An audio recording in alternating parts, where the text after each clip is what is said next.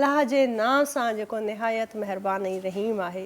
नाज़रीन, प्रोग्राम जी शुरूआत बहितरीन हमद सां ऐं रूसा बेग जी हमद उन जी मिठी आवाज़ में जेका शुरूआत थी आहे उन जो असरु तारी थी चुको आहे ऑलरेडी। असांजी सॼी हिते जेका टीम मौजूदु आहे उन में, ऐं उमेदु आहे त तव्हां बि उन असर में अची विया हूंदा। बहितरीन सिंध टीवीअ पारां सिधे रीत हलंदड़ प्रोग्राम सलाम रमज़ान मां बाख़बीर सादा तव्हांखे भलीकार थी कयां। हीउ प्रोग्राम जेको आहे सो तावन आहे करशे जामे शीरे जो।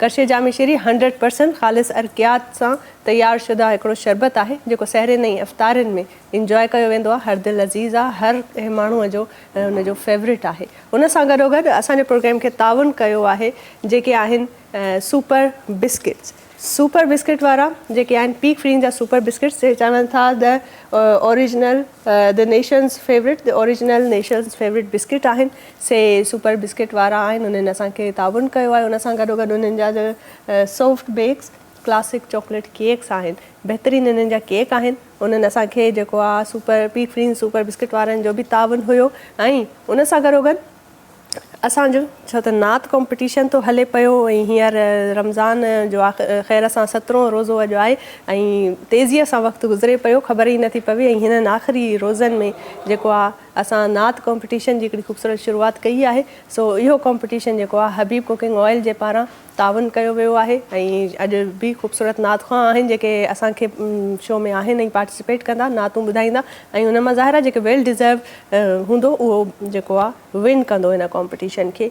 ऐं बहितरीनु असांजो हिन प्रोग्राम खे जेको ॿियो ताउन हूंदो आहे से हूंदा आहिनि ड्रेसिस जिन मूंखे स्पॉन्सर कंदा आहिनि ऐं मां उन्हनि जा जोड़ा पाईंदी आहियां। अॼु बि सारिज़ा टेक्सटाइल वारनि जी ड्रेस आहे, बहितरीनु इन्हनि जो ड्रेस आहे जेको ईद जे हवाले सां मां सम्झंदी आहियां सॉफ्ट ऐं सुठो पेस्टल कलर आहे। ऐं इन अहिड़ा कलर्स जेके आहिनि उहे उमूमन पसंदि कया वेंदा आहिनि जेके डे टाइम इवेंट्स आहिनि, जीअं ईद असांजो डे टाइम इवेंट आहे त इन्हनि जो ड्रेसिस जेके आहिनि ॾाढा बहितरीनु ऐं प्यारा आहिनि। ऐं वरी असांजे प्रोग्राम में जेके मुंहिंजूं भेनरियूं आहिनि उहे ॾिसंदियूं आहिनि, उन्हनि खे इंतज़ारु हूंदो आहे त अॼु किचन में कहिड़ी रेसिपी तयारु थींदी। अफ़्तार जो असांजो जेको आहे सेगमेंट हूंदो आहे, अफ़्तार जी ट्रांसमिशन आहे ऐं उन में असांजा जेके शेफ़ आहिनि से असांखे रेसिपी ॿुधाईंदा आहिनि। बहितरीनु रेसिपी आहे, क्विक झटपट तयारु थियण वारी रेसिपी। जूं भेनरूं जेके आहिनि इंतज़ारु कंदियूं आहिनि त अॼु कहिड़ी रेसिपी असांखे मिलंदी। सो अॼु तव्हां फ़िक्रु न कयो, अॼु जे जेको ख़ूबसूरत 17हों रोज़ो आहे इन 17हें रोज़े में तव्हांजे दस्तरख़ान ते बहितरीनु डिशिज़ हूंदियूं ऐं उहे डिशिज़ हूंदियूं असांजे शेफ़ जी रेसिपीअ वारियूं। सो शेफ़ सां मिलूं था। अस्सलाम वालेकुम शेफ़, हाउ आर यू? अॼु कहिड़ी तव्हां ख़ासि असांखे रेसिपी ॿुधाईंदा? अॼु असां करशी जामे इलायची ऐं तरी ऐं इलायची ते पनीर खाईंदासीं, करशी जामे ईंदी आहे, हिन सां गॾु खाईंदासीं कलो कुकिंग ऑयल में जी ज़बरदस्त पकोड़ा फ्राइज़। फ्राई जीअं तव्हां खाईंदा आहियो, ॿार खाईंदा हुनखे बेसण में कोट करे फ्राई कबो। ऐं हिते जेका खीरणी ठहे पई फिरनी उहा था ठाहे पिया इलायची चमच। हिते 1 लीटर खीर आहे। 1 लीटर खीर खे तव्हां बॉइल कंदो, जॾहिं बॉइल थिए त हीउ थोरो थधो थी वियो आहे त मां हिनखे दुबारा अगेन गरम कयां, वराए खां थोरो गरम करे हिन में असां 1/2 कप खंडु विझंदासीं त वरी 6 खाइण जो चमचा इनफ हूंदो, छाकाणि त जामी शीनी बि हिन में वेंदो त वधीक मिठो न थिए। मां अंदाज़े सां विझां पियो 6 टेबल स्पून या वरी पंहिंजे ज़ाइके जे हिसाब सां। कुझु माण्हू घटि मिठो पसंदि कंदा आहिनि त तव्हां घटि करे था सघो, पर हिकिड़ी नॉर्मल रेसिपी आहे जेके असांजा शेफ़ ॿुधाईंदा आहिनि। त हीअ खंडु हिन में डिज़ोल्व थींदी, जीअं त पोइ हिन में विझंदासीं इलायची जो पाउडर। ओके, 1 चांहि जो चमचो त 8 खां 10 अदद नंढा फोटा तव्हां पीसे हिन जे अंदरि ऐड कंदो।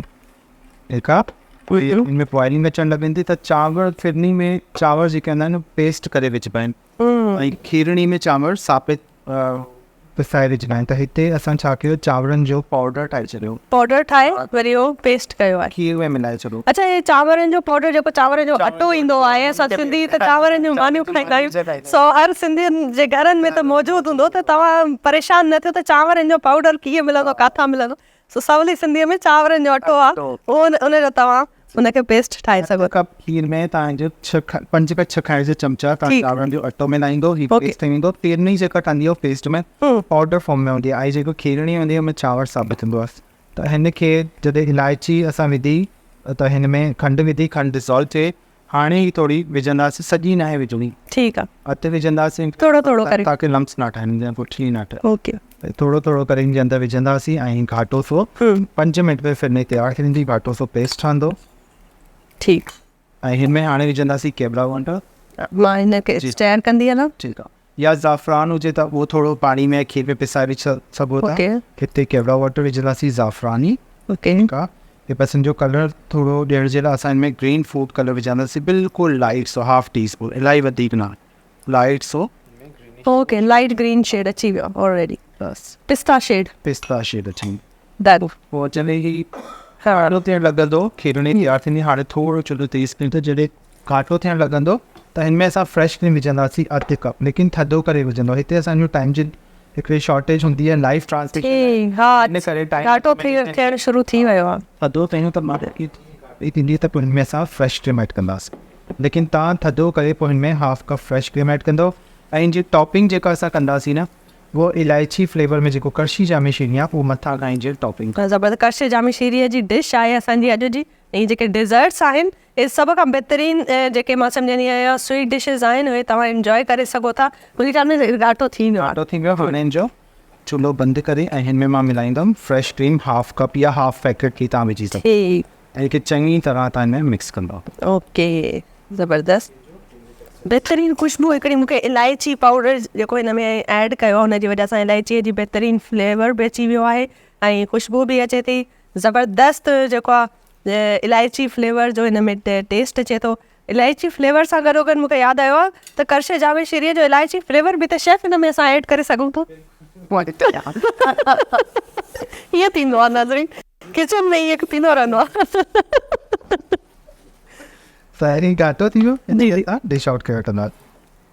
ओके, बिल्कुलु घाटो। Okay, ready. हा, बि घाटो थी। ज़बरदस्त। जॾहिं तव्हां हिनखे रखंदो कलाक ई थधी थींदी, सफ़ा घाटी थी वेंदी। सब्जी असां हिन डिश में कढी छॾी आहे ऐं हाणे हिन जे मथां टॉपिंग थींदी, टॉपिंग कंदासीं। ज़बरदस्त इलायची फ्लेवर जो करशे जामे शीरी में हिनखे ज़बरदस्त तव्हां पंहिंजे हिसाब सां हल्की हल्की त वरी 4 खाइण जा चमचा खे असां विझंदासीं 1 लीटर खीर जी खीरणी। बहितरीनु बहितरीनु ज़बरदस्त। ऐं अॼु मुंहिंजे ख़्याल में जेके जेके दावतूं थींदियूं आहिनि असांजे खाधनि में, माण्हुनि जूं दावतूं थींदियूं आहिनि, हिन खां अलावा बि ऐं ईद बि अचण वारी आहे, त ईद जे ॾींहुं बि मिठो घणो हलंदो आहे। त कल्ह खां वठी असां जेके ख़ूबसूरत स्वीट डिशेस था तव्हांखे ॿुधायूं, उहे तव्हां ज़रूरु ट्राए कयो ऐं उहा लिस्ट ठाहे रखी छॾियो। ईद जे ॾींहं ते तव्हां सभु इहे स्वीट डिश ठाहियो। 3 ॾींहं असांजी ईद हलंदी आहे, पहिरियों ॾींहुं, ॿियों ॾींहुं, टियों ॾींहुं तव्हां डिशेस ठाहे बिल्कुलु चंड राति हूंदी आहे तॾहिं रखी छॾो ताकी टाइम हुजे। हिनखे बसि हिनखे तव्हां रखो शायदि तव्हां टॉपिंग कंदो त हीअ असांजी खीरणी तयारु। ज़बरदस्त। ड्राई फ्रूट जी टॉपिंग त लाज़मी आहे। स्वीट डिश अहिड़ी का हूंदी न आहे जंहिंखे मां सम्झां थी ड्राई फ्रूट जी टॉपिंग न हुजे। हिते स्टार्ट कयो आहे हे जेको आहे पकोड़ा फ्राइज़ आलू जीअं तव्हां कटंदा आहियो जी, लंबाई में फ्राइज़ पॉइंट हीअर तव्हांजी मर्ज़ी आहे। तव्हां 1 पाउ खणो था, अधु किलो खणो था। पाणी पिसाइण जो मक़सदु इहा आहे की हे कारो न थिए। पोटेटो जेको आहे अगरि तव्हां कटे अॻु में ई रखी छॾींदा त आलू जेके आहिनि उहे कारा थी वेंदा आहिनि। त अगरि तव्हां हुनखे पाणीअ में पिसाए रखो कुझु देरि ताईं त उहे कारा न थींदा ऐं उहे सुठा फ्रेश जेके हुनजो लुक ईंदो, सो उहो जेको आहे अची थो सघे। अक्सर ईअं हूंदो आहे सुबुह जो ई बटाला कटे रखी छॾींदियूं आहिनि असांजूं भेनरूं, त मंझंदि जो पचाईंदासीं त वरी उहे कारा थी वेंदा आहिनि। हुनखे अगरि तव्हां पाणीअ में पिसाए फ्रिज में रखी छॾियो बॉल, त उहे तयारु रहंदा, सुठा रहंदा। ऐं जेका असांजी बहितरीनु रेसिपी आहे सा तलो कुकिंग ऑयल जी रेसिपी आहे। बहितरीनु सिहतमंद कुकिंग ऑयल आहे, full of minerals, full of health. तव्हांखे बहितरीनु कुकिंग ऑयल जेको आहे तलो कुकिंग ऑयल आहे, तव्हां हुन में इहे शयूं ठाहे था सघो। अच्छा, हिते बेसण कयो 2 कप बेसण पंहिंजो थोरो पाणी विझी घाटो करे वठंदो। विझंदासीं अधु चांहि जो चमिचो ऐं हिन में असां विझंदासीं अछो ज़ीरो 1 चांहि जो चमिचो, अजवाइण 1 चांहि जो चमिचो, अछो ज़ीरो 1 चांहि जो चमिचो, पीठल ॻाढ़ा मिर्च हिन में वेंदा 1 चांहि जो चमिचो, हैड 1 चांहि जो चमिचो ऐं लूणु 1 चांहि जो चमिचो। 3 शयूं विधियूं, हिनखे ऐड कंदो, चङी तरह हिनखे मिक्स कंदो। ऐं जीअं ऑयल हिते गरम थींदो तलो कुकिंग ऑयल, त पोइ असां छा कंदासीं, हिकिड़ो फ्राइज़ खणी हिन में डिप कंदा वेंदासीं, हिनखे असां फ्राई कंदासीं। ओके, इन बाहि में फ्राई न कढी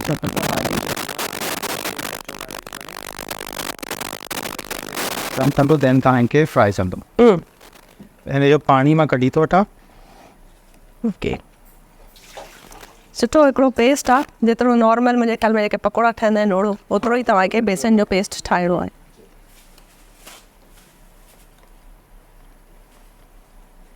बसि हिनखे टिप कंदा वेंदासीं ऐं फ्राइज़ हीअं खणी हिन में हिनखे हिकु तरफ़ त बहितरु थींदो।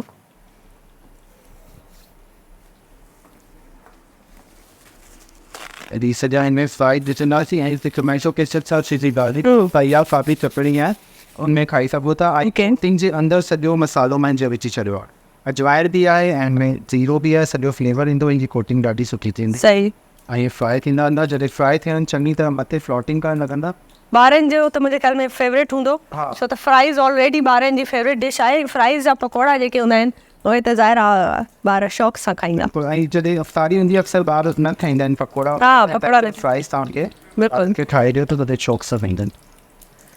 ज़बरदस्त, बहितरीन ऐं ॾाढो सुठा पकोड़ा आहिनि। सो डिश बि असांजी तयारु थी चुकी आहे, पकोड़ा तयारु थियनि था पिया। अफ़्तारी थींदी आहे साईं, बहितरीन तलो में पकोड़ा था तयारु थियनि असांजा। बहितरीन अफ़्तारियूं जेके आहिनि उहे मां सम्झंदी आहियां त हिकिड़ो सुठो जेस्चर टाइप हूंदो आहे असांजो, जेको बरकतुनि वारो महीनो ईंदो आहे, रमज़ान जो महीनो। ऐं जॾहिं वरी ज़ाहिर आहे हुन में असांजी अफ़्तारी थींदी आहे त अफ़्तारीअ में वरी चांहि तमामु ज़रूरी हूंदी आहे। जेसि ताईं चांहि नथा पियूं माण्हुनि खे लॻंदो आहे अञा ताईं असां रोज़े में आहियूं, त हुनजे लाइ टपाल मेज़बान जी चांहि आहे, तव्हां ज़रूरु हुनखे इंजॉय कंदा पीअंदा पंहिंजी अफ़्तारी में। ऐं हे जेके पकोड़ा आहिनि, पकोड़ा खाइण खां पोइ त अञा बि चांहि जी जेका आहे ॿाड़ वधी वेंदी आहे। त जेके तलो में पकोड़ा था थियनि पिया, तयारु था थियनि पिया, उन खां पोइ ज़बरदस्त टपाल मेज़बान जी तव्हां चांहि पीअंदा। ऐं असांखे यादि कंदा, दुआउनि में ज़रूरु यादि कंदा कयो शेफ़ फैसल खे बि ऐं मूंखे बि, छो त बहितरीन जेके असांजो रेसिपीज़ हूंदियूं आहिनि, झटपट तयारु थियण वारियूं रेसिपीज़ आहिनि। ऐं उहे असां तव्हांजे अॻियां जेको आहे उन रेसिपी हूंदियूं आहिनि, ऐं उन रेसिपीज़ में उहे तव्हांखे सुठियूं रेसिपी ॿुधाईंदा आहिनि। ऐं उहे बि तव्हांजूं जेके तव्हां ट्राए कंदा आहियो, तव्हांजा फीडबैक बि ॾाढा इम्पोर्टेंट हूंदा आहिनि। फीडबैक ॾींदा कयो ऐं असांखे ॿुधाईंदा कयो त हीअ रेसिपी तव्हांजी कीअं थियूं लॻनि। बहितरीन रेसिपी हूंदियूं आहिनि ऐं असां त टेस्ट कंदा आहियूं जॾहिं असां पंहिंजो करशीअ जो दस्तरखान लॻंदो आहे प्रोग्राम जे एंड में पंहिंजे महिमाननि सां गॾु, त इहे सभु रेसिपीज़ असां ट्राए कंदा आहियूं। असांखे त ज़बरदस्त लॻंदियूं। तव्हां बि ॿुधाइजो तव्हांखे कीअं थियूं लॻनि। ऐं हींअर जेको आहे डिश बि असांजी रेडी आहे। तव्हां ॾिसो, तलो कुकिंग ऑयल में बहितरीन पकोड़ा आहिनि ऐं करशी जामी शीरीअ में बहितरीन स्वीट डिश आहे जेका असां शेफ़ फैसल असांखे ॿुधाई। वक़्तु थियो साई जो, साई वठूं था, साई खां पोइ वरी हाज़िर थियूं था ऐं महिमाननि खे बि तव्हां सां इंटरव्यू करायूं था। Thank you so much chef, ऐं ज़बरदस्त तव्हांजूं रेसिपीज़ आहिनि। महिरबानी तव्हांजी। नाज़रीन, सलाम रमज़ान, असां सां गॾु रहो।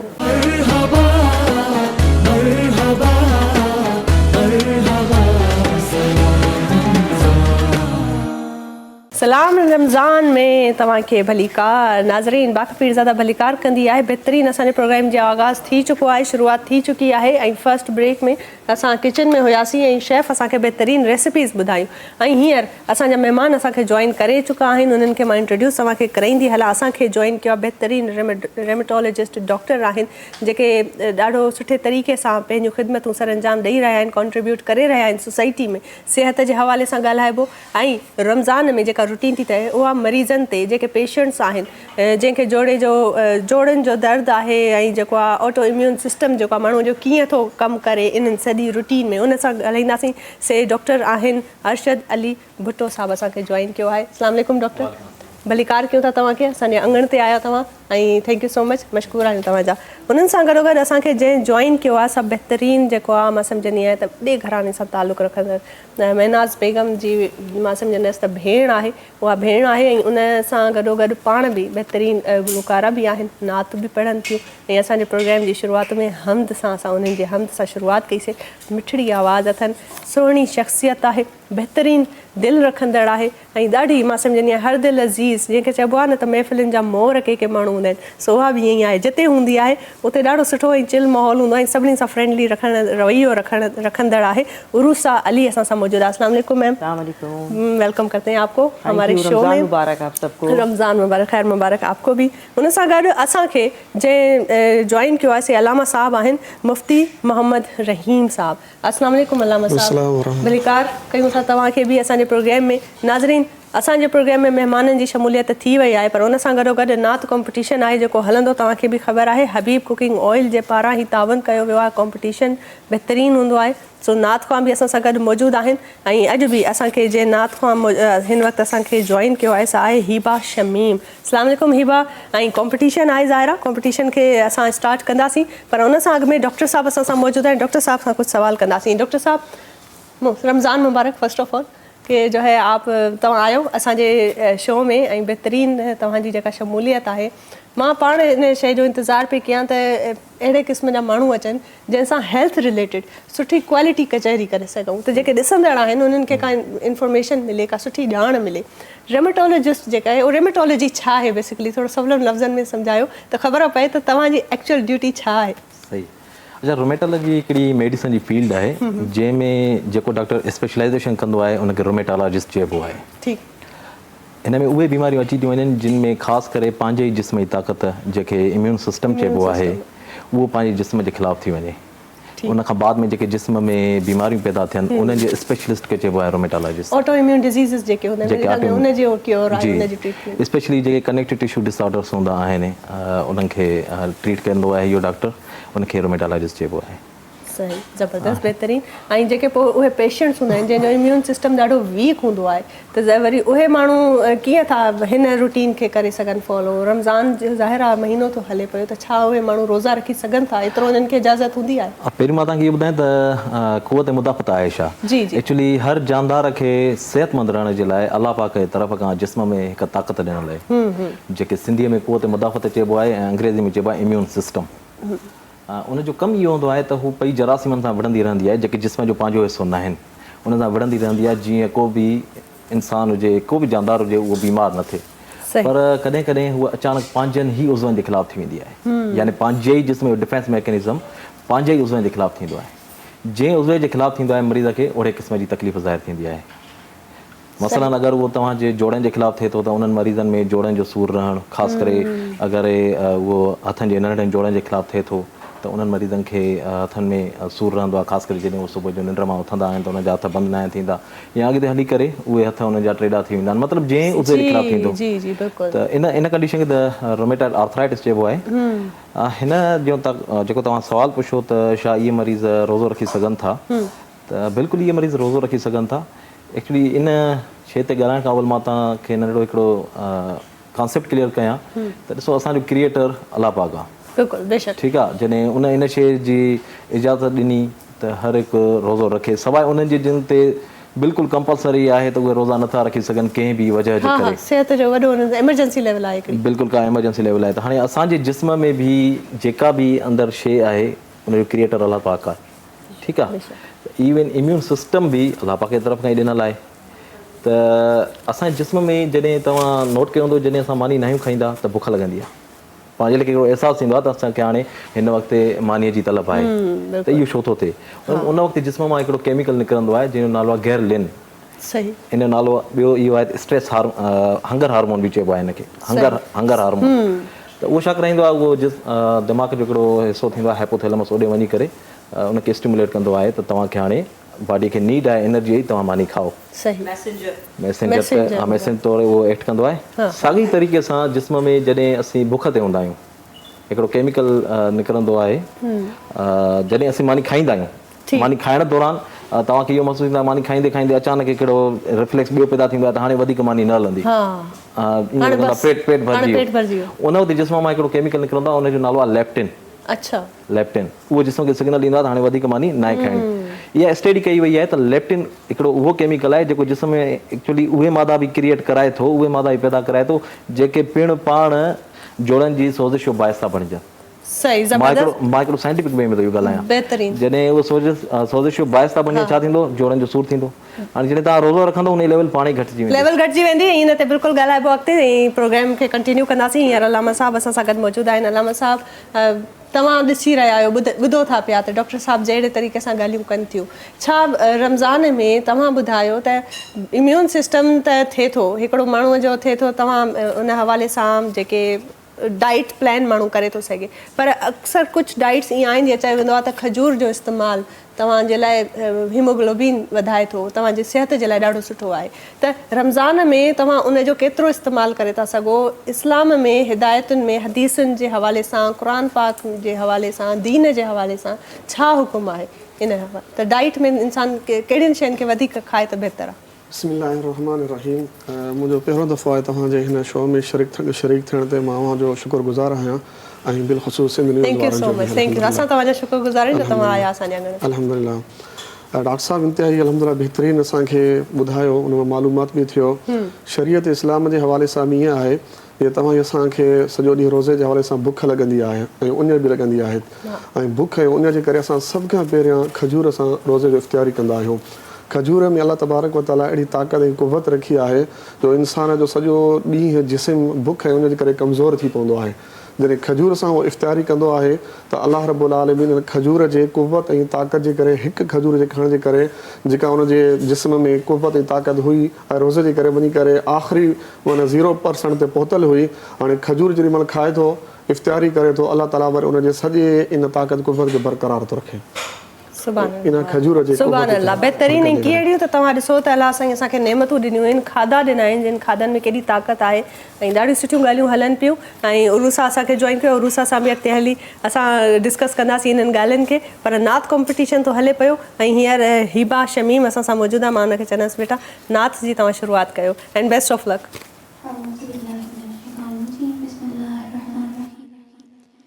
कोई दुनिया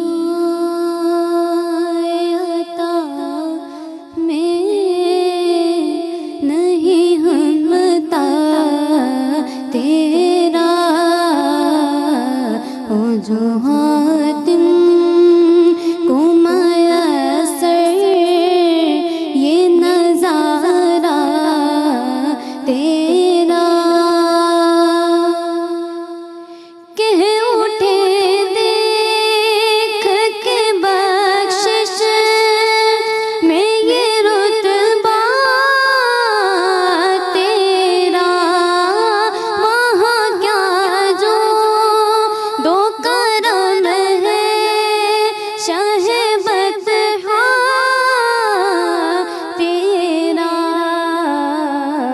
नहीं सुनता ही नहीं मांगने वाला तेरा,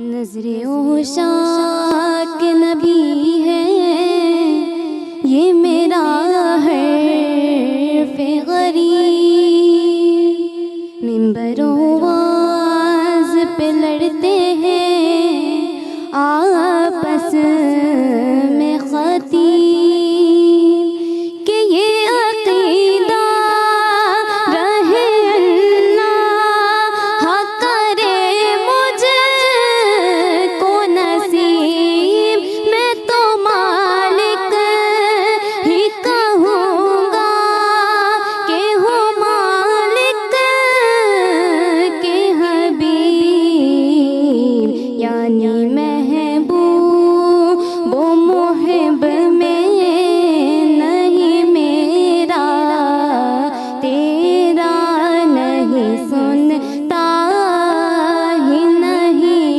मांगने वाला तेरा। सुभान अल्लाह, सुभान अल्लाह। बहितरीन नात हुई ऐं हींअर कॉम्पिटिशन में आहे त मां चवंदसि त हिकिड़े ॿिए नात ख़्वां खे दरख़्वास्त कंदसि त उहे अचनि ऐं पंहिंजी नात ॿुधाइनि। ऐं ज़ाहिरा नात जो कॉम्पिटिशन आहे त नात ॿुधाईंदा त उन हवाले सां कॉम्पिटिशन थींदो। हिन कॉम्पिटिशन जी जज जेका आहे असां सां गॾु उरूसा मैडम मौजूदु आहे, अलामा साहब मौजूदु आहिनि। इहे ॿई जज कंदा त बहितरीन नात कंहिं ॻाती आहे, सुठी नात कंहिं ॻाती आहे, त उनखे असां ज़ाहिरा जेको वेल डिज़र्व हूंदो उनखे हबीब ऑयल वारनि जे तरफ़ां गिफ्ट आहे जेको वेंदो, छो त हीअ कॉम्पिटिशन उन्हनि जे तरफ़ां ई तावन कयो वियो आहे ऐं उन्हनि बहितरीन तरीक़े सां असांजो जेको 3 ॾींहंनि खां इहो कॉम्पिटिशन हली रहियो आहे ऐं वेल डिज़र्व बहितरीन नात खां असांजे शो में अची चुका आहिनि। ऐं यकीन कयो नाज़रीन, जेके बि नातूं ॿुधाईंदा आहिनि उन्हनि नात में एॾो असरु हूंदो आहे जो मूंखे त हर नात पुर असरु लॻंदी आहे। इहो ॾाढो ॾुखियो आहे फ़ैसिलो करणु, पर कॉम्पिटिशन आहे, कॉम्पिटिशन जी रिवायत रही आहे त नेठि कंहिं न कंहिंखे जेको आहे विनर करार कयो वेंदो आहे ऐं जेके विनर आहिनि उन्हनि खे हबीब ऑयल वारनि जे तरफ़ां जेको आहे गिफ्ट असां ॾींदा आहियूं। ऐं उन सां गॾु जेके रनर अप हूंदा आहिनि, जेके सेकेंड ईंदा आहिनि, असां उन्हनि खे बि गिफ्ट ॾींदा आहियूं। सो हीअ जेके तव्हां ॾिसो था अंज़ू रैपिंग्स जी तरफ़ां, अंज़ू रैपिंग जे पारां जेके आहिनि उहे बहितरीन असां जेको आहे रनर अप खे ॾींदा आहियूं। हींअर नात जेको आहे मां गुज़ारिश कंदसि असांजे नेक्स्ट कंटेस्टेंट खे त नात पढ़नि।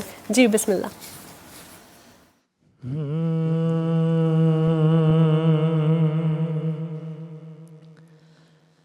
आहा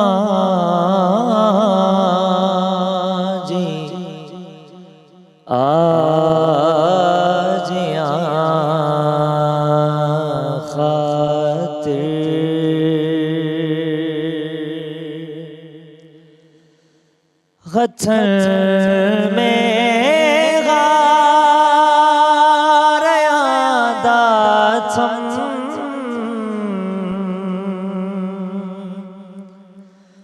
निगायत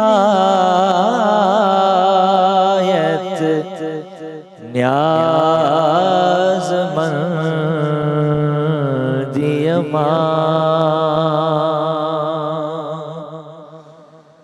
चूड़े गुलचार यादाथम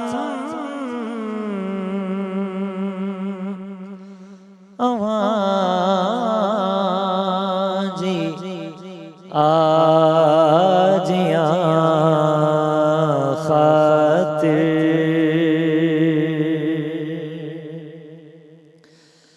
गरीब आया खुदा जे वास्ते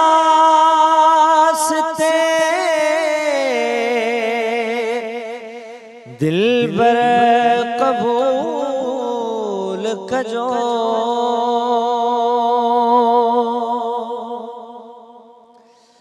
या रसूल अल्लाह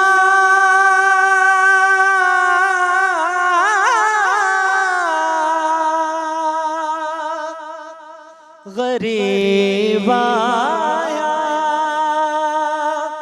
खुदा जे वास्ते दिल बर कबूल कजो मिठा मोतियों जे बज़गी अखिल में नार यादाथम अवाजी आजिया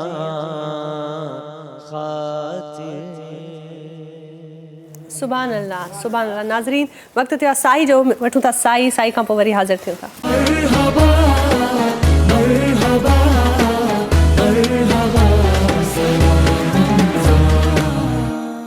भलीकार नाज़रीन, सलाम रमज़ान में भलीकार ऐं मां बाक़ पीरज़ादा तव्हांखे ज़बरदस्त क़िस्म जो प्रोग्राम तव्हांजे अॻियां पेश कंदी आहियां। इहो प्रोग्राम जेको आहे सिंध टीवीअ जो सिधे रीत हलंदड़ प्रोग्राम सलाम रमज़ान जेको सिंध टीवीअ जे महिनती ऐं हार्ड वर्किंग टीम आहे जेका मूंसां हूंदी आहे। स्क्रीन ते त मां नज़र ईंदी आहियां तव्हांखे, पर काफ़ी माण्हू अहिड़ा आहिनि जेके स्क्रीन ते नज़र कोन ईंदा आहिनि। उन्हनि जो कंट्रीब्यूशन मूंखां बि बहितर ऐं वॾो आहे, सो उन्हनि खे एप्रिशिएट करणु तमामु ज़रूरी आहे। ऐं असांखे ज़ाहिरा ख़ूबसूरत महिमाननि बि जॉइन कयो आहे। डॉक्टर साहब सां अॻु में बि काफ़ी बहितरीनु कचहरी हले पई ऐं हींअर बि मां वरी पुछंदीमान डॉक्टर साहब खे। डॉक्टर साहब, तव्हां इम्यून सिस्टम जो ॻाल्हि कई त ऑटो इम्यून सिस्टम हर माण्हू में हूंदो आहे। इम्यून सिस्टम हुनजो कॾहिं स्ट्रॉन्ग हूंदो आहे, कॾहिं कॾहिं ऐं ऑटो इम्यून जूं बीमारियूं बि हूंदियूं आहिनि। कहिड़ा कहिड़ा डिज़ीज़िस आहिनि जेके ऑटो इम्यून डिज़ीज़िस हूंदा आहिनि? ऑटो इम्यून डिसीज़ जूं त हूअं केतिरियूं ई बीमारियूं थी सघनि थियूं, छो जो इहे जंहिं उज़वे जे ख़िलाफ़ु थींदी आहे मरीज़ खे ओड़े क़िस्म जी तकलीफ़ ज़ाहिर थींदी आहे। पर जेके कॉमन डिज़ीज़ आहिनि हुन में रोमेटाइड आर्थराइटिस जेका जोड़नि जी बीमारी आहे, जंहिंमें जोड़ सुजी वेंदा आहिनि, ऐं सिस्टमिक ल्यूपस एरिथेमेटोसिस SLE मशहूरु SLE नाले सां आहे। उहा तक़रीबन जिस्म जे हर उज़वे जे ख़िलाफ़ु थींदी आहे। वारनि जे ख़िलाफ़ु थींदी आहे त वार लहंदा वेंदा आहिनि, जोड़नि जे ख़िलाफ़ु थींदी आहे जोड़नि में सूरु रहंदो आहे, रत जे ख़िलाफ़ु थींदी आहे त रत आहिस्ते आहिस्ते घटिजंदी वेंदी आहे, बुकी जे ख़िलाफ़ु थी सघे, किडनी जे ख़िलाफ़ु। ऐं सिस्टमिक स्क्लेरोसिस जंहिंमें जिस्म जी चमड़ी जेका हूंदी आहे उहा आहिस्ते आहिस्ते सख़्तु थींदी वेंदी आहे। न सिर्फ़ु चमड़ी पर जिस्म जा ॿिए उज़वा बि अंदरि सख़्तु थी सघनि था। ऐं जेके रत जूं नालियूं आहिनि अगरि उन्हनि जी सोज़िश थी पवे, जीअं टकायास आर्थराइटिस थी वई, वेजिनस ग्रेनुलोमेटोसिस, मतिलबु तक़रीबन हर उज़वे खे इहे बीमारियूं ख़राबु करे सघनि। ऐं पोइ जॾहिं इहे डिज़ीज़ थियनि थियूं कंहिंखे, अगरि कंहिं माण्हूअ खे थियनि थियूं त इहे डॉक्टर ॾे वञनि था त डॉक्टर टेस्ट बि काफ़ी ॾींदा आहिनि। यूरिक एसिड जो टेस्ट जेको आहे उहो लाज़मी ॾींदा आहिनि पेशेंट खे त तव्हां करायो। छा उहो वाक़ई में एॾो इम्पोर्टेंट आहे या इन जो यूरिक एसिड सां को ताल्लुक़ आहे? तव्हां तमामु सुठो सवाल पुछियो। एक्चुअली यूरिक एसिड जी टेस्ट बिल्कुलु एडवाइस कई वेंदी आहे ऐं इहो हिकिड़ी वॾी मिथ ऐं मिसकंसेप्शन आहे। जेको बि मरीज़ डॉक्टर वटि वेंदो आहे उनखे ख़ासि करे जोड़नि में सूरु हुजे या जिस्म में कंहिं बि हंधि सूरु हुजे त उन मरीज़ खे यूरिक एसिड टेस्ट एडवाइस कई वेंदी आहे। पहिरीं मां तव्हांखे इहो ॿुधाईंदो हलां त यूरिक एसिड आहे छा। यूरिक एसिड हिकिड़ो कीमियाई मादो आहे जेको जिस्म में प्रोटीन ऐं न्यूक्लिक एसिड जी ब्रेकडाउन खां बाद में ठहंदो आहे। उनजो 75% बुकिंग जे ज़रिए पेशाब जे रूप में ॿाहिरि निकिरी वेंदो आहे ऐं 25% पैखाने जे ज़रिए ॿाहिरि खारिज थींदो आहे जिस्म खां। ठीकु। यूरिक एसिड अगरि जिस्म में हद खां वधी वञे, पंहिंजी लेवल खां वधी वञे त उनखे हाइपर यूरिसीमिया चइबो आहे। ऐं जेका जोड़नि जी बीमारी उन हाइपर यूरिसीमिया जे करे थिए उनखे चइबो आहे गाउट। अक्सर करे अगरि इहा औरतुनि में 6 मिलीग्राम पर DL खां वधीक आहे त उन वक़्तु इनखे हाइपर यूरिसीमिया चइबो। ऐं अगरि मर्दनि में 7 मिलीग्राम पर DL खां वधीक आहे त उन वक़्तु मर्दनि में इनखे हाइपर यूरिसीमिया चइबो।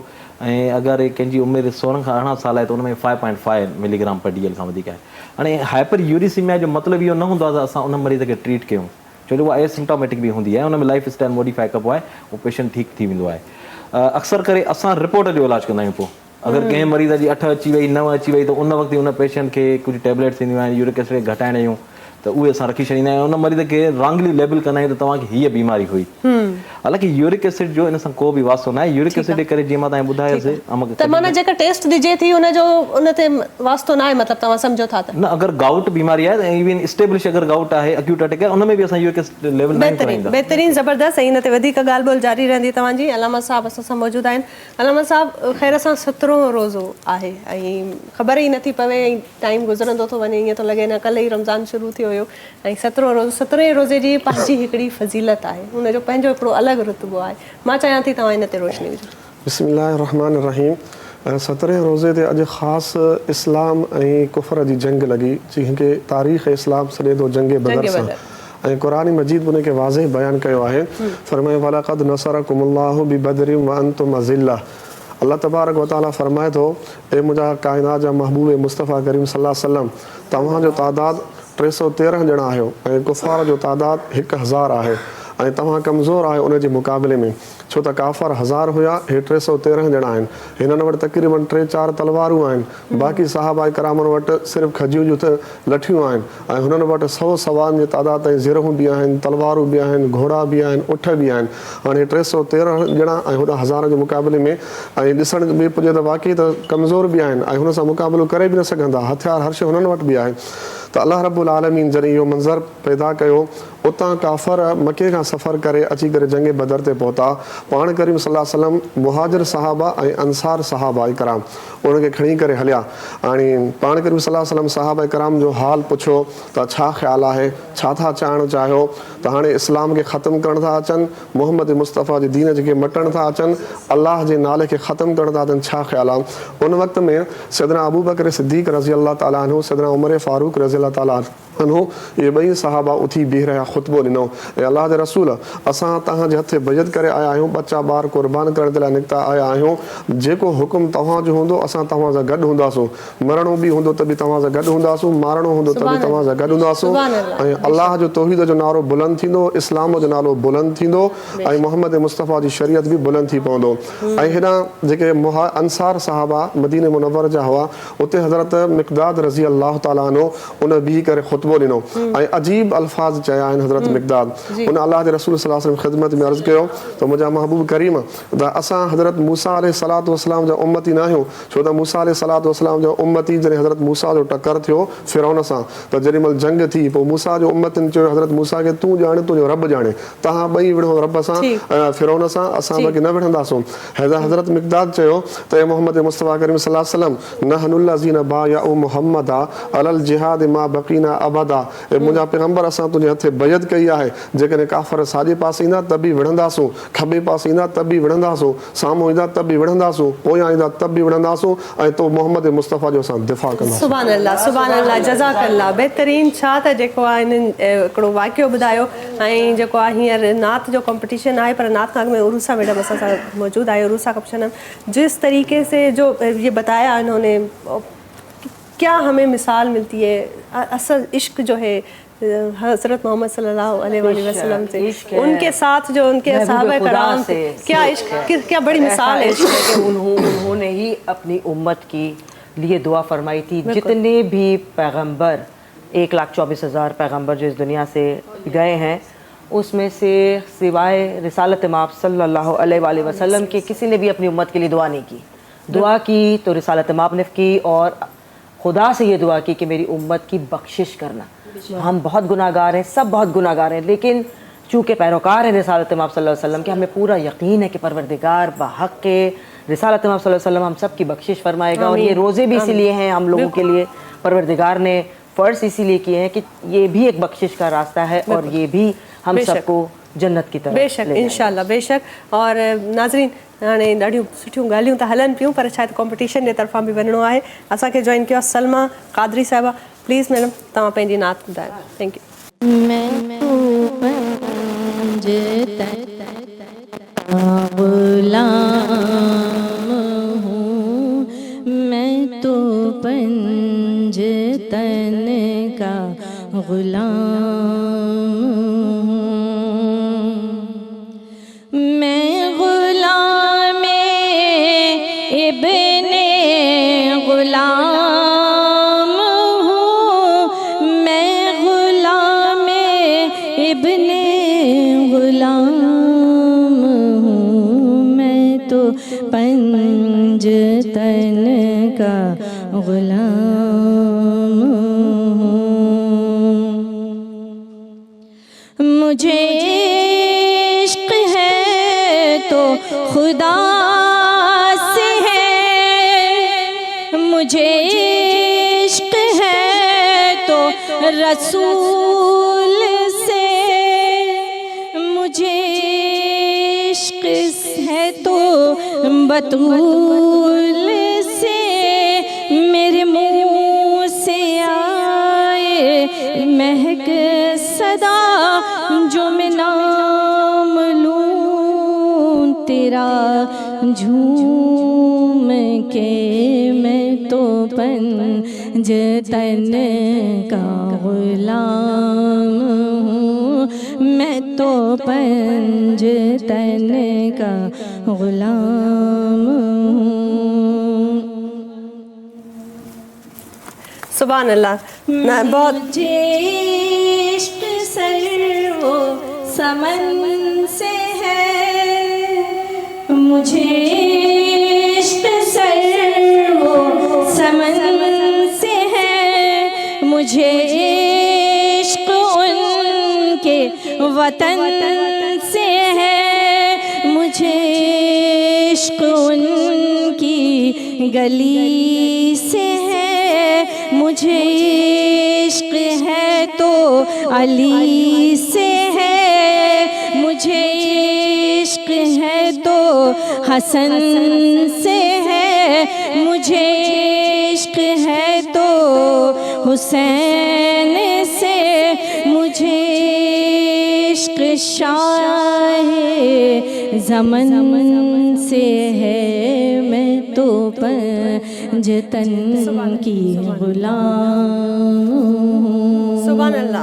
सुभान अल्लाह सुभान अल्लाह। बहितरीन। नाज़रीन हींअर असां वटि ॿिया कॉम्पिटिटर्स आहिनि ऐं उन्हनि खे बि चऊं था त उहे बि जेको आहे नात ॿुधाइनि। जी सर बिस्मिल्लाह। आज सिक मित्रा दी वधेरी क्यों दिलड़ी उदास घनेरी लूलू बिच शोक चंगेरी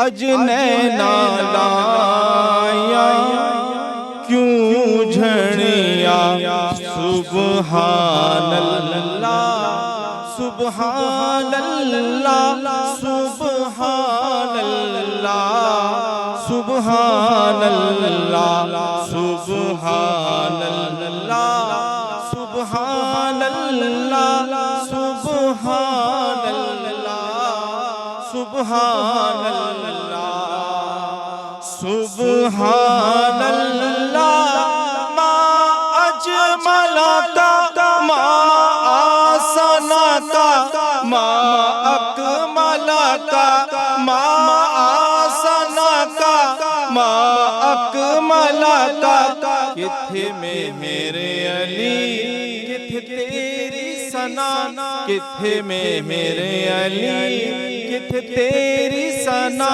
मुश्ताक अखियां किथे जालड़ियां सुबहान अल्लाह सुबहान अल्लाह सुबहान अल्लाह सुबहान अल्लाह उस सूरत नू में जाना खा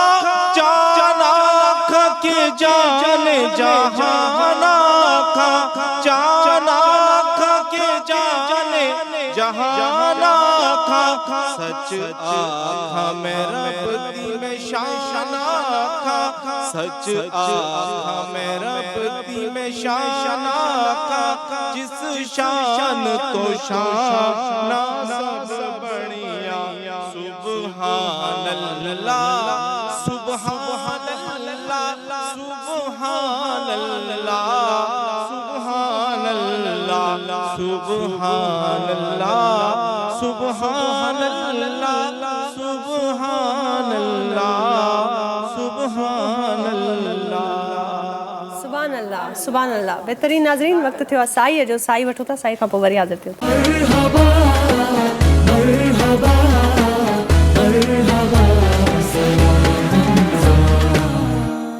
वेलकम बैक नाज़रीन, भलीकार कयूं था तव्हांखे। ऐं अॼु जे प्रोग्राम में बहितरीन नात कॉम्पिटिशन हली रहियो आहे। नात कॉम्पिटिशन जेको आहे उहो तावन आहे हबीब कुकिंग ऑयल वारनि जो। उन सां गॾोगॾु बहितरीन असां वटि महिमान आहिनि ऐं अलामा साहब असां वटि मौजूदु आहे, उरूसा मैडम मौजूदु आहे ऐं डॉक्टर साहब असां सां डॉक्टर भुट्टो मौजूदु आहिनि। सो बहितरीन जेके आहिनि उहे ॻाल्हि ॿोल हलनि थियूं सिहत जे हवाले सां ऐं रूटीन जे हवाले सां।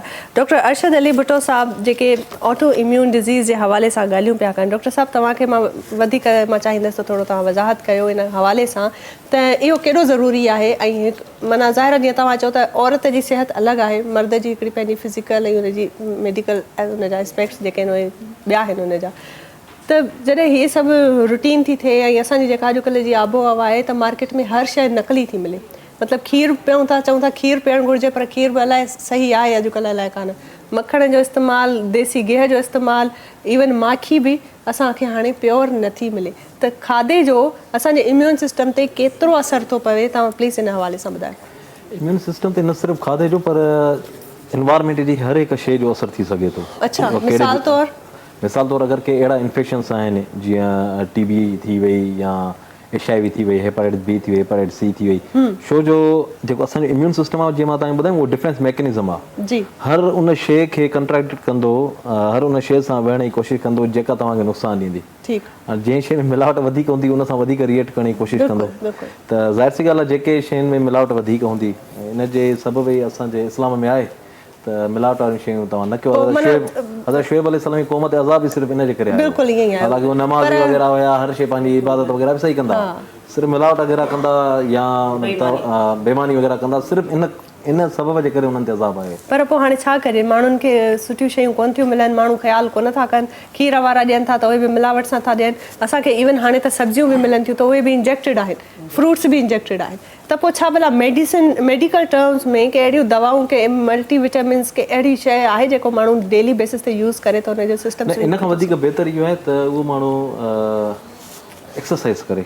अच्छा, लाइफ स्टाइल मॉडिफिकेशन में वधीक मेन शइ इहा आहे उन्हनि शयुनि खां अवॉइड करे जंहिंमें ॾींहों ॾींहुं जिस्म जो वज़न वधंदो थो वञे। अच्छा। ऐं वॉक डेली करे, पाणी वग़ैरह घणो पीए, वॉक एतिरी करे, अक्सर करे चई हूंदा वॉक घणी कयो। वॉक करण जो मक़सदु एतिरो हूंदो आहे त तव्हां एतिरी 30 मिनट ताईं तेज़ीअ सां वॉक कयो जो दिलि जी रफ़्तार तेज़ थी वञे। पघर अचे, साहु माण्हू उभो थींदो आहे। वॉक उहो न आहे जेको आम टहलबो आहे कचहरी करे दोस्तनि यारनि चहलकदमी होती है। चहलकदमी थींदी आहे, उनखे माण्हू सम्झंदा असां बसि वॉक करे छॾीसीं। न, वॉक वग़ैरह सही तरीक़े सां करे, एक्सरसाइज़ करे। अॼुकल्ह त जिम वग़ैरह बि माण्हू सही थिए, छो जो अगरि कहिड़े अनुसार पंहिंजे जिस्म खे टाइम नथो ॾिए त अॻिते छा कंदो। बहितरीन बहितरीन, ज़बरदस्त, तव्हां ॾाढे सुठे तरीक़े सां ॿुधायो। ऐं जेके अलामा साहब असां सां मौजूदु आहिनि, सर तव्हां जंग बदर जो ज़िक्र पई कयो, उनखे प्लीज़ तव्हां कंटिन्यू कयो। बिल्कुलु। जंग बदर जॾहिं महिल अलाह रसूल सल्लल्लाहु अलैहि वसल्लम जो कुफ़ार सां मुक़ाबिलो थियो, पोइ अलाह रसूल सल्लल्लाहु अलैहि वसल्लम सिफ़ बंदी कराई। जॾहिं पहिरें सिफ़ में सदर अबू बकर साईं, उमर साईं ऐं हज़रत अली साईं, हज़रत हमज़ा साईं। हज़रत अबू बकर साईं जो मुक़ाबिलो थियो पंहिंजे पुटु हज़रत अब्दुर रहमान सां। हज़रत उमर फारूक जो मुक़ाबिलो थियो पंहिंजे मामे सां। ऐं हज़रत अली साईं जो मुक़ाबिलो थियो अकील सां। ऐं अहिड़ी तरह सां हज़रत हमज़ा जो मुक़ाबिलो थियो पंहिंजे चाचे अब्बास सां। उन वक़्त में हज़रत अब्बास इस्लाम क़बूल कोन कयो हुयो। त ईअं तहबत मुक़ाबिला थींदा रहिया। पोइ जेॾी महिल मुक़ाबिलो थियो जंग में, अल्हम्दुलिल्लाह अल्लाह तबारक व तआला इस्लाम खे एॾो ग़लबो ॾिनो हज़रत उमर साईं उन में, हज़रत अली साईं उन में, हज़रत हमज़ा साईं उन में आहे। जीअं जो मुक़ाबले थो, मुक़ाबले में ई कुफ़ार खे अल्लाह रब्बुल आलमीन जेका शिकस्त ॾिनी उहा नेस्तो नाबूस वारी शिकस्त ॾिनी। उन में वॾी ॻाल्हि मां तव्हांखे ॿुधायां, ॿ नंढड़ा मासूम हुआ उन जंग बदर में जॾहिं हुननि शिरकत कई। हिकिड़ो जो नालो आहे हज़रत मुआज़, ॿियो जो नालो आहे हज़रत मुअव्वज़। ऐं वॾो भाउ हलणु लॻो मां जंग में, अल्लाह रसूल हुकुम अथव कुराड़ा बि न हलनि, नंढड़ा ॿार बि न हलनि, औरतूं बि न हलनि जंग में। पोइ जॾहिं नंढड़ो ॿार हो हज़रत मुअव्वज़, उन पंहिंजे भाउ खे चयो तव्हां हुई जंग में वञो था पिया, मूंखे बि ख़्वाहिश आहे त मां बि रसूल जे जंग में शरीक थियां, रसूल जो दिफ़ाउ कयां, रसूल जो सिपाही सालार थियां ऐं इस्लाम खे मां ग़ालिब कयां। ॿई मल था विढ़ूं, पोइ तव्हां दसिजी वञो, तव्हां हूअं हलो था जीअं मां बि हलां। ॿई भाइर पाण में मल विढ़िया, नंढे भाउ वॾे भाउ खे धसियो। अल्लाह रसूल उहो मसइलो सम्झी विया त ॾिसो हिन जो इश्क केतिरो आहे जज़्बे जिहाद सां। त उन वक़्त में हज़रत मुआज़ उनखे मारियो, मल में ॿई हलिया जंग में। हज़रत आख़िरी ॻाल्हि, हज़रत मुआज़ ऐं मुअव्वज़ हज़रत अब्दुर्रहमान जे भरिसां बीठा हुया। हज़रत अब्दुर्रहमान खे पुछियो त अबू जहल कहिड़ो आहे जेको रसूल अनवर सल्लल्लाहु अलैहि वसल्लम जी गुस्ताख़ी कंदो आहे, उन सां उन तरह विढ़ण तयारु थींदो आहे। त उन जे नंढड़ा मासूम छा कंदा, चई चाचा असांखे ॾस त सही। जॾहिं हज़रत मुआज़ मुअव्वज़ ॾिसे साम्हूं त अबू जहल घोड़े जे मथां सुवार आहे। नंढड़ा मासूम ॿार ईअं निकिता जीअं कमान मां तीर निकिरे, तलवार निकिरे, वञी अबू जहल जे मथां हमलो कयो। हिकिड़ो घोड़े जे मथां हमलो कयो, ॿियो अबू जहल जे मथां हमलो कयो। उन वक़्त में अबू जहल आख़िरी पसाह में हो ऐं चए पियो त मां केॾो वॾो सालार आहियां, मां जंग जो मैदान आहियां, पर मूं ते हैफ़ आहे जो ॿिनि मासूम नंढड़नि ॿारनि मूंखे मारे छॾियो। बहितरीन तव्हां जेको ज़िक्र कयो बेशक ईअं ई आहे। असल ॻाल्हि जद्दोजहद जी आहे, नियत जी आहे ऐं उन इश्क जी आहे, मोहबत जी आहे। ज़बरदस्त तव्हांजूं ॻाल्हियूं हुयूं, पर नाज़रीन डॉक्टर साहब जेके आहिनि उन्हनि ऑलरेडी कमिटेड आहिनि ऐं असांखे जॉइन कयुनि। त अॻु में त मां थोराइती आहियां त तव्हां सां ई आया असां वटि, ऐं आई नो त तव्हां ॾाढा बिज़ी माण्हू आहियो ऐं तव्हांजा पेशेंट्स बि आहिनि, उहे बि तव्हांजो वेट कंदा हूंदा, तव्हांजो ॿियूं कमिटमेंट्स बि आहिनि, पर पोइ बि तव्हां असांजे प्रोग्राम जे लाइ ख़ासि टाइम कढी आया ऐं बहितरीनु असांखे तव्हां पंहिंजे सिहत जे हवाले सां ऐं इन्हनि डिज़ीज़ जे हवाले सां ॼाण ॾिनी। इहा ॼाण तमामु ज़रूरी हुई ऐं थोराइता आहियूं। उमेदु कयूं था तव्हां सां वरी मुलाक़ात कंदासीं पंहिंजे प्रोग्राम में, पर वेंदे वेंदे बहितरीनु प्रोग्राम में ईंदड़ अचण जे लाइ तव्हांखे असांजा जेके कुझु गिफ्ट्स आहिनि ऐं हीअ जेके मां तव्हांखे चवंदसि त अंज़ू रैपिंग जी तरफ़ां बहितरीनु हिकिड़ो गिफ्ट आहे, ॾाढो प्यारो, ॾाढो ख़ूबसूरत अंज़ू रैपिंग्स जो आहे। ऐं इन्हनि जो जेको आहे सो यूट्यूब ते ऐं फेसबुक ते बि इन्हनि जो पेज आहे। ॾाढी सुठी इहे गिफ्ट हैम्पर्स आहिनि, प्यारा गिफ्ट हैम्पर्स आहिनि, असांजे गेस्ट जे लाइ उन्हनि मोकिलिया आहिनि। सो तव्हां हीअ क़बूलु कंदा। ऐं उन सां गॾोगॾु डॉक्टर सजाज़ ऑस्ट्रेलियन फर्टिलिटी मेडिकल सेंटर जे पारां हिकिड़ो ख़ूबसूरत गिफ्ट हैम्पर्स आहे तव्हांजो, इहो बि तव्हां क़बूलु कंदा। ऐं उन सां गॾोगॾु असांजो हबीब ऑयल वारनि जे पारां ही बहितरीनु गिफ्ट आहे जेको असां तव्हांखे ॾियणु चाहींदासीं, हे बि तव्हां क़बूलु कंदा। थैंक यू सो मच, महिरबानी, वॾी महिरबानी तव्हांजी। ऐं हींअर नाज़रीन उरूसा असां सां गॾु मौजूदु आहे। उरूसा हुजे त इहो थी नथो सघे त उन सां उनजी नात न ॿुधिजे, उन खां जेको आहे सो जेको आहे उनजो नात न पढ़िजे। ऐं मां सर तव्हांखे मां प्लीज़ हेल्प कयां थी ऐं प्लीज़ तव्हां हिनखे वठी वञो। तव्हां ईअं कयो, तव्हां हिनखे वठो ऐं हीअ मां तव्हांखे सेंड करायां थी, ठीकु आहे न? Thank you so much, thank you so much. बहितरीनु कुर्ब तव्हांजा। नाज़रीन बहितरीनु महिमान असांजे प्रोग्राम में जेके ईंदा आहिनि उन्हनि जी जेका शमूलियत आहे सा ॾाढी इम्पोर्टेंट आहे। सो ईअं ई हींअर उरूसा असां सां गॾु मौजूदु आहे। मां चाहींदसि त मां उरूसा खे रिक्वेस्ट कयां त उरूसा तव्हां जज था आहियो जेको असांजो नात कॉम्पिटिशन थी रहियो आहे। अॻु में तव्हां ॿुधायो त तव्हांखे कीअं लॻो त नात तव्हांजी जेको आहे सो तव्हांखे कॉम्पिटिशन जे बारे में तव्हां छा चवणु चाहींदा, ऐं उन खां पोइ मां तव्हां सां बि नात ॿुधंदसि। जी पहले नात पढ़ दूँ या पहले आप कमेंट करें कि आपको कैसा लगा उस कंपटीशन के हवाले से। देखिए, नात रिसालत मआब सल्लल्लाहु अलैहि वसल्लम ये गुलदस्ता है जो तमाम कंटेस्टेंट ने पेश किया, लेकिन चूँकि ये एक कंपटीशन है जी, उस हिसाब से मैं चाहूँगी हमारे इलामा साहब भी इसमें मेरे साथ मिलके बताएं। तो आप पहले मुझे बताएं कि आपको ABC करके या 1 2 3 करके कौन से कंटेस्टेंट आपको लगते हैं कि जो सबसे बेस्ट परफॉर्म कर गए हैं? जी, आप मेरे ख्याल से बहुत अच्छे लोगों ने परफॉर्म किया, बहुत ज़बरदस्त और परफॉर्मेंस मैं थी जो हर हूँ मेरे ख्याल से जो है दावत देना चाहूँगी गुलाम कादर साहब को कि गुलाम कादर साहब अचनि, बहितरीनु नात ॿुधाई उन्हनि ऐं बहितरीनु मुंहिंजा भाउ तव्हांजी नात बहितरीनु हुई। तव्हां अचो, तव्हां पहिरियों हिते अची वियो, प्लीज़ तव्हां हिते अचो ऐं असांजे सेट ते वियो। मां तव्हांखे गुज़ारिश कंदसि त तव्हां असां सां गॾु हुजो। ॾाढो सुठो कॉम्पिटिशन हिननि ॿुधायो। ऐं मैडम तव्हांजी नात जो हींअर वक़्तु थियो, असां त चयूं त तव्हां नात ॿुधायो, पहले नात ॿुधायो। बशीर कहिए नज़ीर कहिए इन्हें सिराज कहिए जो सर बसर है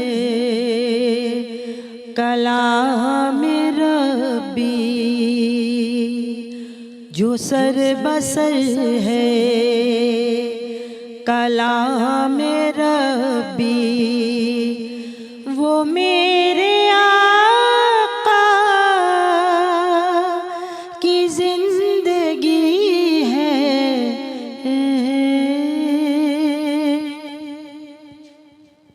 ये सब तुम्हारा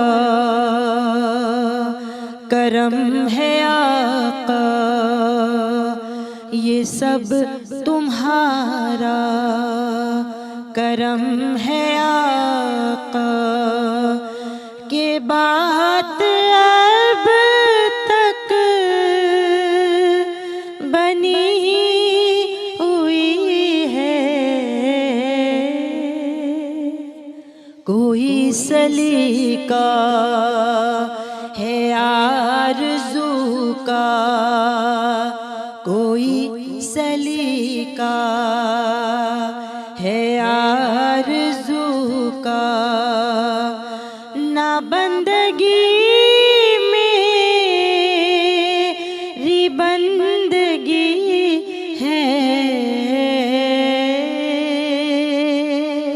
ये सब तुम्हारा करम है आका, ये सब तुम्हारा करम है आका, के बात अब तक बनी हुई है। अता किया मुझको दर्द उल्फत, कहाँ थी ये पुर खता की किस्मत। अता किया मुझको दर्द उल्फत, कहाँ थी ये पुर खता की किस्मत। मैं इस करम की कहाँ थी काबिल, मैं इस करम की कहाँ थी काबिल। हुजूर की बंदा परवरी है, ये सब तुम्हारा करम है आका, के बात अब तक बनी हुई है।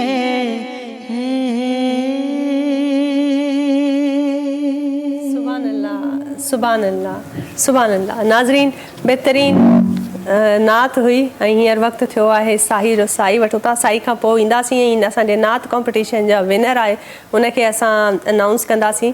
असां सां गॾु रहो, ॾिसंदा रहो सलाम रमज़ान।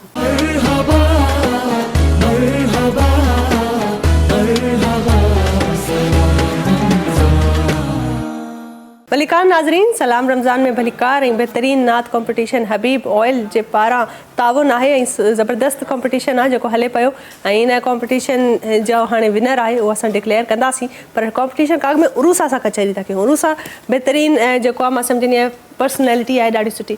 अच्छा, कैसे कर लेती हैं आप ऐसे कि आप जहाँ जाती हैं इतना प्यार, इतना मोहब्बत बिखेर लेती हैं कि आपकी मौजूदगी पॉजिटिविटी का एक एहसास दिलाती हैं। अल्लामा साहब हमारे साथ मौजूद है। आप सेकंड करेंगे कि जिसके दिल में खैर होता है वो जिस भी महफिल में होता है तो लोगों में उनकी पॉजिटिव एनर्जी आती है। ये कुदरती है और इसका जिक्र काफ़ी कुरान पाक के अलग अलग आयतों में भी है और हदीस में भी है। और इनकी बहुत नीयत साफ़ होती है तो वाकई में ये शायद असर आपकी साफ हो, आपके दिल में कोई किसी के लिए नेगेटिविटी ना हो, तो मैं कहती हूँ परवरदिगार खुद ब खुद एक ऐसा माहौल क्रिएट कर देता है कि जो इंसान अपने अंदर पॉजिटिव वाइब्स देता है तो अगले से भी पॉजिटिव वाइब्स मिलती बिल्कुल, हैं। बिल्कुल और फिर ऐसे एक तरह से मोहब्बतें बढ़ती भी हैं और हम बांटते भी हैं। और जब रमज़ान का महीना चल रहा है, इतनी बरकतों का, रहमतों का महीना, बेशक। तो ये तो एक मैं समझती हूँ प्रैक्टिस है बिल्कुल कि एक खाका परवरदिगार की तरफ से एक टेस्ट कि एक महीना करके देखो और इस प्रैक्टिस को पूरा साल पूरा कंटिन्यू साल करना करो। है। बिल्कुल, क्या कहने हैं आप? बिल्कुल ऐसा ही है जी। आप कुछ कह रहे थे? जी, मैं ये कह रहा था कि अल्लाह के रसूल सल्लल्लाहु अलैहि वसल्लम की हदीस है, फरमाया कि मन तवाज़ा लिल्लाहि रफ़अहुल्लाह, जो बंदा आजिज़ी करता है, निवड़त करता है, अल्लाह तबारक व तआला उसको उनको सुभान अल्लाह, सबसे ऊंचा बेशक, बनाता क्या है। कहना है? तो शायद उरूज़ा ने ये अमल किया। उरूसा मैडम बिल्कुल ऐसे ही है। उनके बेटा वो जो निवड़त सचा नहीं ना सिंधीअ में, तो निवड़त जेका हूंदी आहे उहा शामिल हुजे तव्हांजी पर्सनैलिटीअ में। त मैडम जी पर्सनैलिटीअ में वाकई में ईअं ई आहे। हालांकि ॾिठो वञे त ख़ुदा जे तरफ़ां एॾो इन्हनि खे जेको आहे सो इज़त बख़्शियल आहे, शोहरत बख़्शियल आहे, जंहिं वॾे घराने सां इन्हनि जो तालुक़ आहे उहो पाण जेको आहे सो उनजी वॾी सुञाण आहे, वॾो नालो आहे, पर तंहिं हूंदे बि डाउन टू अर्थ रहती हैं आप, उसके बावजूद भी खौफ खुदा दिल में होना चाहिए। बिल्कुल ऐसे ही। गुरूर का सर नीचा परवरदिगार ने फरमाया तो हम कौन? जितनी आजिज़ी से रहेंगे परवरदिगार उतना ही आपसे खुश रहेगा, उतना ही आपको नवाजेगा, उतना ही आपके इर्द गिर्द के लोग आपकी इज्जत भी करेंगे और वो रब भी राजी रहेगा। बेशक बेशक ऐसा ही है। आज का हमारा कंपटीशन आपको कैसा लगा वैसे? ज़बरदस्त। ये सिंध टीवी ने ज़बरदस्त ये कंपटीशन रखा और ये बच्ची हिबा ने भी माशाल्लाह बहुत अच्छा पढ़ा और अब भी तो थोड़ा पार्टिसिपेट करें क्योंकि मेरे साथ ये भी मौजूद हैं। जी जी। और अभी बताएं कि कौन कौन से बेहतरीन कंपेटिटर्स आपको लगे। माशाल्लाह मुझे तो आप सबसे बहुत अच्छे लगे।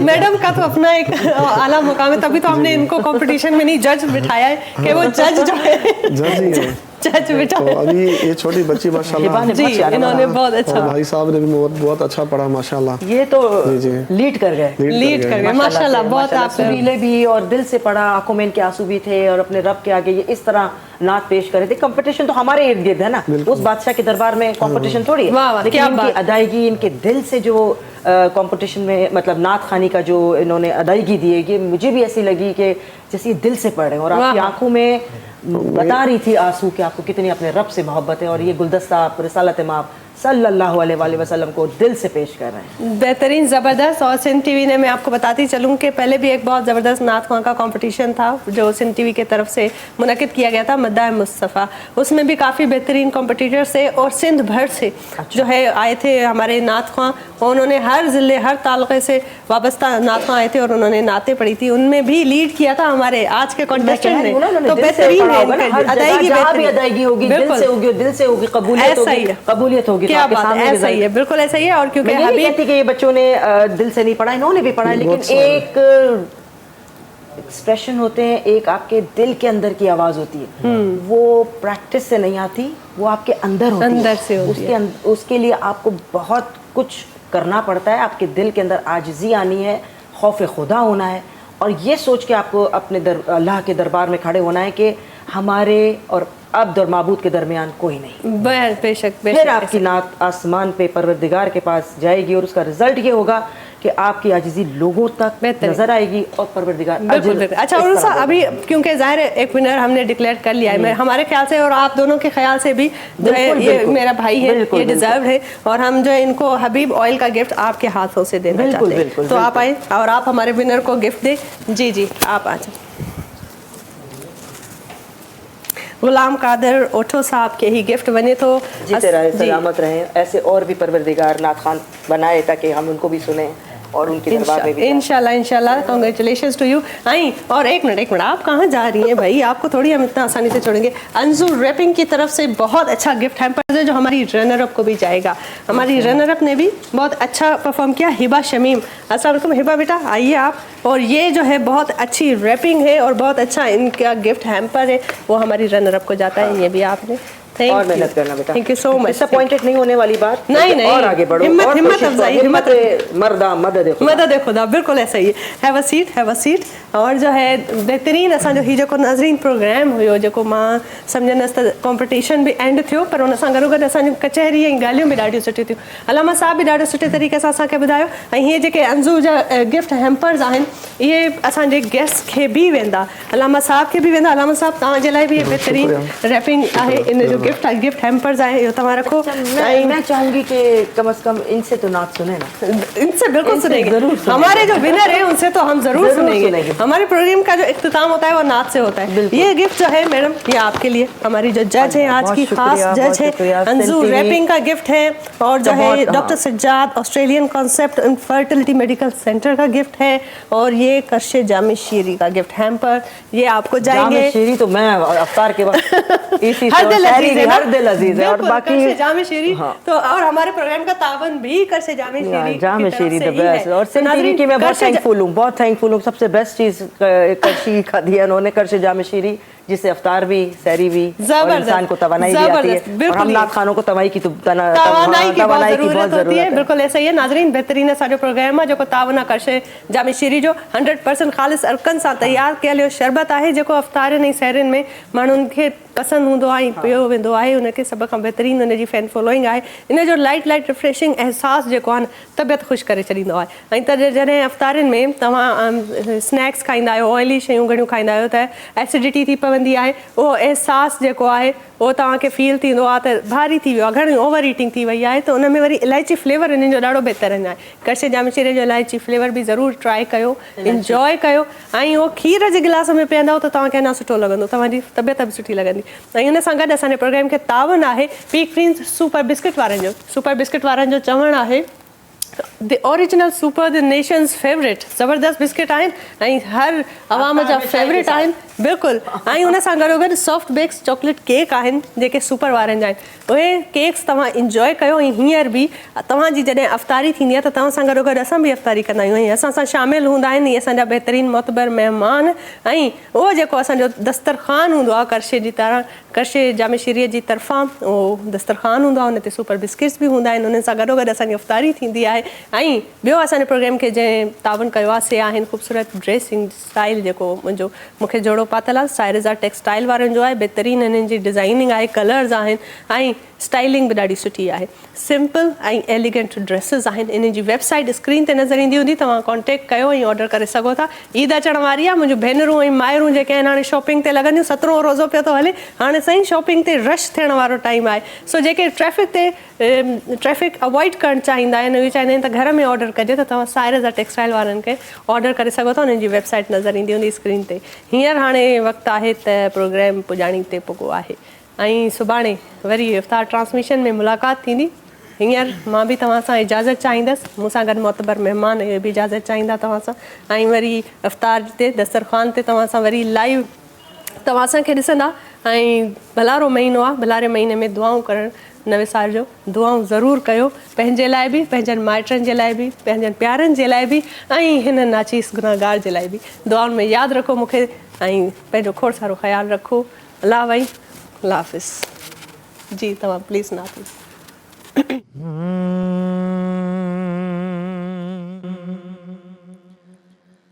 गुलाम हश्र में जब सैयदुल वरा के चले, गुलाम हश्र में जब सैयदुल वरा के चले,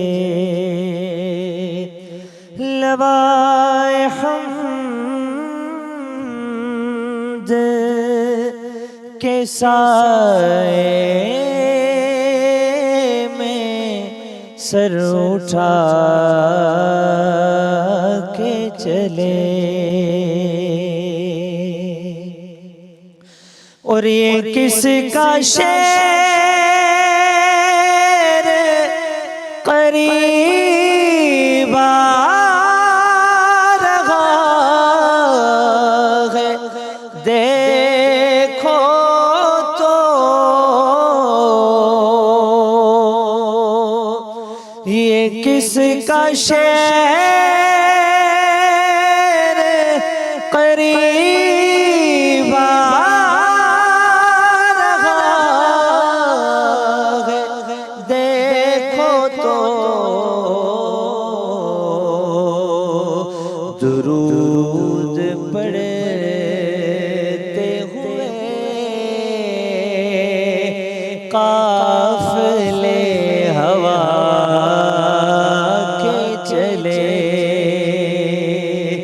और वो उनका फ़िक्र सुलेमान को जिस पे रश्क वो उनका हुस्न के यूसुफ भी मुँह छुपा के चले गुलाम हश्र में जब सैयदुल वरा के चले। सब्सक्राइब कयो असांजो official YouTube channel Sindh TV HD Islamic ऐं वधीक अपडेट लाइ बेल आइकन खे क्लिक करियो।